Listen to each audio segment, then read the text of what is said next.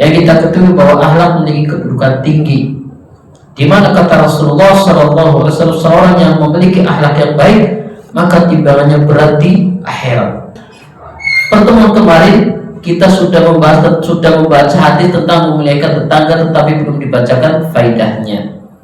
An Aisyah radhiyallahu anha wa Abdullah bin Umar radhiyallahu anhuma qala Rasulullah sallallahu alaihi wasallam ma zala Jibril yusini hatta dhanantu annahu sayuwarrisu. Dari Aisyah radhiyallahu anha dan Abdullah bin Umar berkata, Rasulullah sallallahu alaihi wasallam sabda, Jibril selalu menasihati diriku tentang urusan tetangga, sampai-sampai aku beranggapan bahwa tetangga itu dapat mewarisi harta tetangganya. Apa faedah dari hadis ini jemaah sekalian yang dirahmati Allah Subhanahu wa taala? Bahwasannya hak tetangga dalam Islam memiliki perhatian khusus. Di sini dalil ala idza bihaqqal jar wa ta'kidil ihsan ilaih. Jadi hadis ini menjelaskan kepada kita bahwasannya agungnya hak tetangga dan kuatnya perintah untuk berbuat baik kepada tetangganya. Jadi kita jangan sekali-kali menganggap remeh tetangga kita, karena saking pentingnya, saking istilahnya urgennya masalah tetangga, Jibril bolak-balik bertemu Nabi Muhammad SAW besar berkaitan dengan tetangga. Karena di antara riwayat lain, di antara sumber kebahagiaan ada di antaranya pertama rumah yang nyaman, yang kedua kendaraan yang nyaman, yang ketiga tetangga yang baik. Jadi berbahagialah kalau kita sekarang ini sudah memiliki tetangga yang baik. Ketika kita membutuhkan bantuan, tetangga kita cepat untuk memberi bantuan. Bahkan mungkin tetangga kita itu sangat paham ketika kita tidak butuhkan pun, tapi karena sudah terbiasanya membantu, tetangga kita melihat sepertinya kita butuh bantuan, tanpa diminta tetangga kita maju. Itu tetangga yang luar biasa.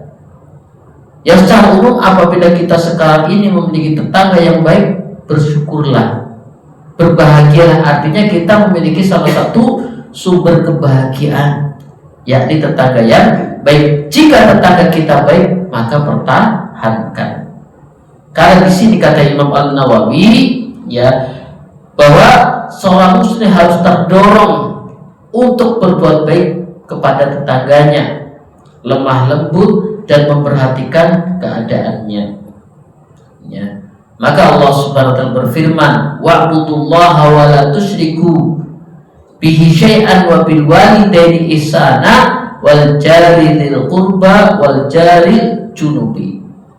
Sembahlah Allah dan janganlah menyekutukannya dengan suatu apapun, dan berbuat baiklah kepada kedua orang tua serta kepada tetangga yang dekat dan tetangga yang jauh.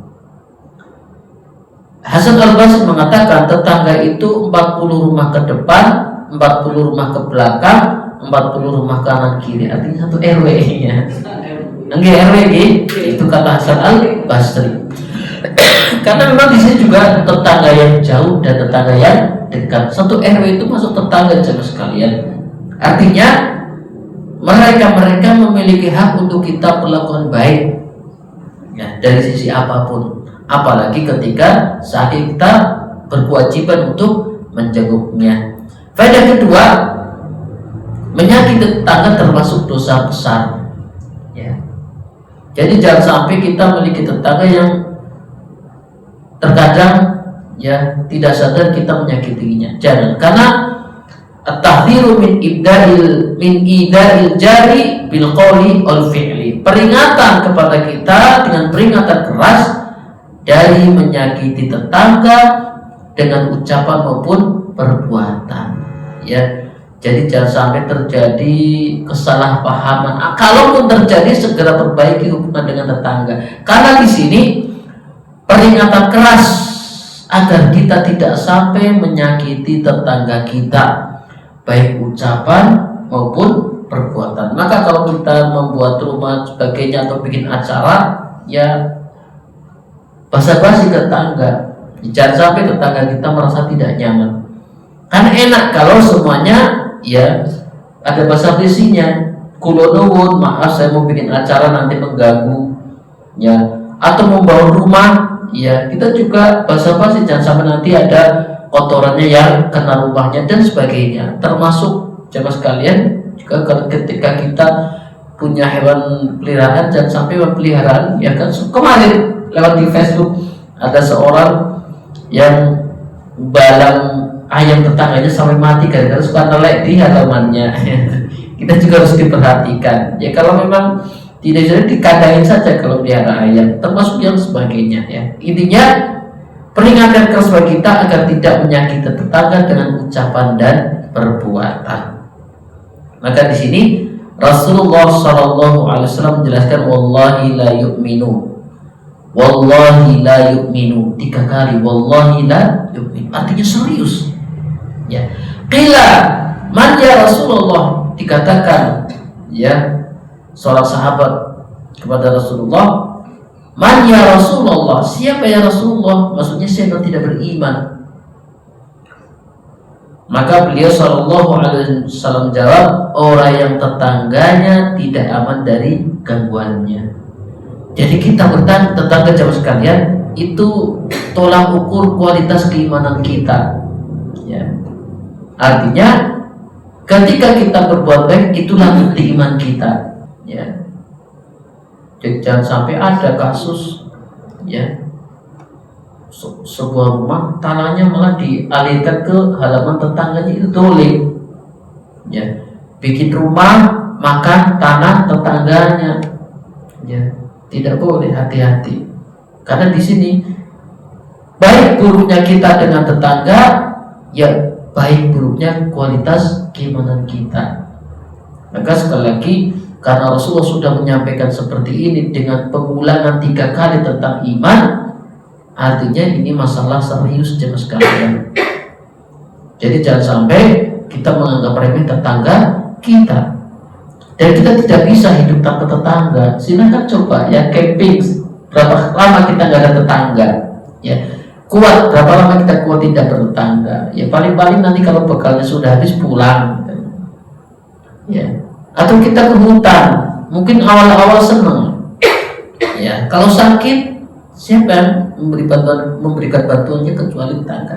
Maka, ya, pada ketika jamaah sekalian yang dirahmati Allah Subhanahu wa taala, hak tetangga sangat ditekankan sampai Nabi Muhammad SAW mengira tetangga itu akan mendapat warisan dari tetangga yang lainnya, ya. Karena malaikat Jibril, ya, datang bolak-balik, artinya serius, diulang-ulang, bolak-balik ketemu Rasulullah yang dibicarakan masalah tetangga, sampai Rasulullah menduga jangan-jangan, ya, tetangga itu bisa mendapatkan hak waris. Ini menjelaskan kepada kita bahwasannya tetangga itu harus betul-betul, ya, diperhatikan, atau jangan sampai mendapatkan gangguan dari kita, lisan dan, ya, tangan dan lisan kita. Maka, ya, ulama mengatakan seringnya Jibril memberikan wasiat tentang tetangga menunjukkan tingginya kedudukan tetangga dalam syariat Islam, ya. Jadi hal seperti ini dibahas dalam Islam karena memang, ya, seseorang baik buruknya berkaitan dengan kualitas imannya, kita bisa melihat bagaimana dia berhubungan dengan tetangganya, bagaimana dia berinteraksi dengan tetangganya. Itulah, ya, kualitas iman seorang muslim.